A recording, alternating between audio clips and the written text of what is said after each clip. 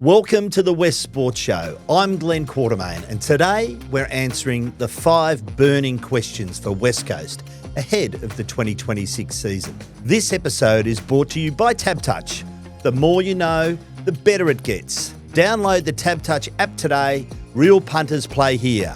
What are you really gambling with? Well, we're 6 days out from West Coast season opener against the Gold Coast of all teams, up at Carrara. It's a pretty hard task for the Eagles first up. But we've got 5 burning questions. I'm joined by Craig O'Donoghue. How are you, Cod? I'm good. You're right. Of all the tasks you're going to cop in round one, like going to Queensland is hard.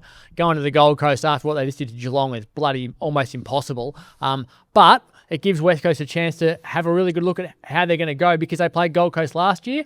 Got well beaten at home. Now they get to go up there and see how they go with this young group and test themselves against a team that we all think is going to be amazing this season. And if anyone thinks that Gold Coast is going to turn up and just think we'll just get the job done and take it easy, think again.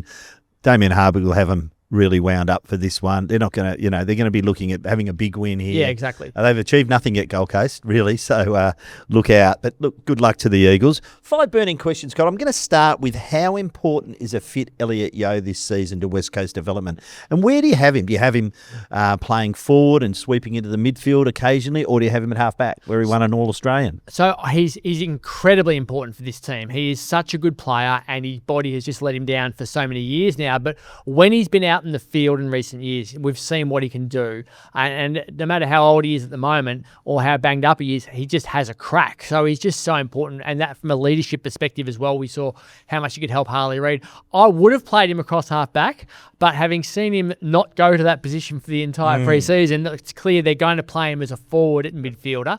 And that will allow him to utilise different strengths. But if he can get into the middle as much as possible for important moments of games, win the footy, help out the young guys, and then go forward and kick a goal, he will inspire that group. And I think that's what he needs to become. He needs to be that inspirational midfielder who can go forward and make the young guys go, wow, we can walk taller because of him. Couldn't agree with you more. I think 5 on the interchange bench will help, particularly earlier in the season. He's won All-Australian as a midfielder. He's won All-Australian as a half-back. But I think if we see him as a forward who can be a bit of a momentum swinger perhaps in games, go in there, help out your Harley Reids, your Elijah Hewitts, just that experienced body more than anything. I think he is invaluable, and strangely being one of the older players, but one of the keys to how they're going to perform this year. Yeah, and you just mentioned then the 5 on the bench. Yep. It was intriguing watching how Collingwood used Scott Pendlebury the other day, and if that's something that other clubs can use, and especially like an Elliot Yeo when he's not feeling great, there's going to be weeks where he's going to feel ordinary, and you can say, well, don't come on until the 15-minute mark of the first quarter. Sydney with Tom Papley as well. 20-minute mark of the first quarter he came on. Imagine Elliot Yeo coming on when everyone else is feeling ordinary and him feeling fresh. Like, he could tear a game apart in 5 minutes and then go back to the bench. Like, those sorts of players are so rare to have, and he's one of the guys who can do that. So there'll be weeks where he might play 50% game time. There's weeks he might play 80% game time. But if you're just constantly playing him to as much as he can, I think that'll make a big difference for West Coast. We saw how important Elliot Yeo was in Harley Reid's first season with the Eagles, which brings me to my second burning question. What are we going to get from Harley Reid this year? We're going to get that explosive season 1? We're going to get the little bit of a dip in season 2? Or are we going to get a whole different season in season 3 from Harley Reid?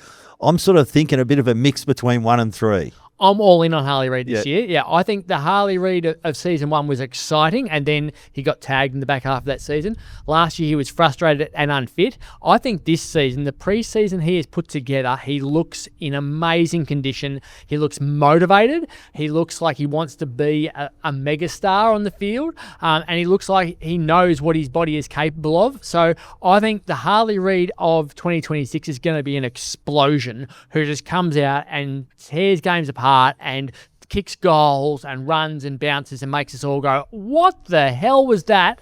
I need to see that on replay time and time again. I want to see it more often. I want to see a goal of the year contender and a mark of the year contender, as we saw in season 1. Yeah, but I think that the way the game is changing and how the AFL want it to be quicker, I think it opens the game up for someone like him. Yep. If he takes a mark and can go back over the mark and not have the person on the mark move, he just takes off then. And good luck stopping him from there. So I think he's going to be fantastic, dynamic, and just change games. What's a pass mark for the Eagles this year? 4 wins. Okay. I think 4 wins is a part, because that's 4 times as much as what they had last year. Yeah. And I think it's more that you don't want to get blown away in games. I think that's the most important thing for West Coast. They have to prove that when things go bad, they can arrest the slide during the match and not go, that turned from a 30-point game into a 70-point game. That's the most important thing for Andrew McQualter. I agree with that. I think we saw a bit of that last year. Those massive, massive losses weren't there. Andrew McQualter's spoken about, just percentage. Improving the percentage is important for this team. I agree. I don't want to be boring, but I think 4 wins is also a pass mark. I think they'll still finish bottom 3, probably last, but it can be a good last, if that makes sense. I think Richmond and North will improve a bit more than West Coast do this year, but they've got a really, really talented young squad now, but young is the key word here. I think we should just... Our expectations need to be measured with West Coast this year. But I think 4 wins would be a pretty good season for them. One thing I reckon will happen, there'll be a team come here mid-season and get upset. Yep. Depths of winter, they'll be a bit up and about. Someone will come over and get shocked by the Eagles. Yeah, and what they can't have is the Port Adelaide game the other day. They can't have a quarter where you get blown off the park. So that's where the improvement will come from. And the good thing if you're a West Coast fan is you can look at it and go, okay, if you're losing a game at half time, you can still look at it and go, well, hopefully we're competitive in the third quarter and don't allow that to happen. And if you see it where your team is staying in games more, then all of a sudden you're going, okay, that just shows that we are improving. And you can enjoy those sorts of losses, even though you know it's going to be a loss. You can say, right, I've seen the fight. And when you start seeing fight from young kids, that's when you go, there's future. So my last 2 burning questions for the Eagles are going to be putting yourself into a fan's perspective. The first one is, you're a West Coast fan. If you're a West Coast fan, what do you want them to do? Is it percentage? Is it wins? Is it just seeing a heap of kids get games? What do you reckon the number one thing for a fan will be? So the year before Brisbane jumped up and became a good team, they were still an ordinary bottom 4 team, but they were a bottom 4 team that was losing close matches. And I think the best thing for West Coast is if they can lose close games, like single-figure margins in some games where you walk away going, I wish we had have won as a fan, but you go, we've still finished bottom 4, which gives us a chance to get more draftees in. I think they're 1 year away from having enough elite-level draftees to be able to challenge into the future. I think they need 1 more year of that, but you don't have the pain of big losses along the way. So I think the best-case scenario is be in games. You might lose those games, but you keep your draft position and then get another elite player before Tassie come in and just raid the draft from everyone. I think if you can add to the Harley Reids and the Willem Dersmers and these guys who came through last year, 1 more year of that sort of crop, that's the perfect scenario if you're competitive. I agree with that, and I'm just going to add, I want to sit down in my seat, in my reserve seat, and I want to see as many games into kids as I can possibly see. I'm going to look at this season, not on the win-loss, I'm going to look at it for the future. So I'm going to look at my Willem Dersmers and my Cooper Duff Titlers and my Harleys, and that's how I'm going to view this year if I'm a West Coast supporter.